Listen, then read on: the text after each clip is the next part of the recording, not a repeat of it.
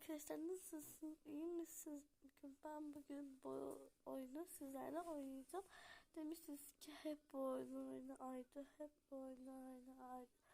Ben oynuyorum yani. Siz istediğiniz oyunları ben oynarım.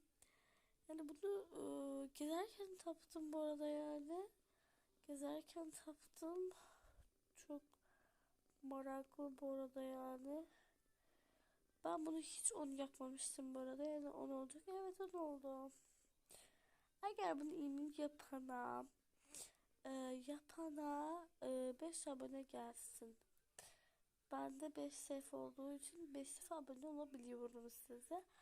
O yüzden yani bunları benim kanalıma girip abla senden yaptım yazabilirsiniz. Aydu abla. Adım Aydu. Yazabilirsiniz. Bu arada arkadaşlar Aysu 20 yaptım son anda. Ayda neyse uşaklar sağ olun. Kendinize iyi bakın. Burada adım Aydu'du. Aydu veyahut da Aysu yapabilirsiniz. Size bir bye bye.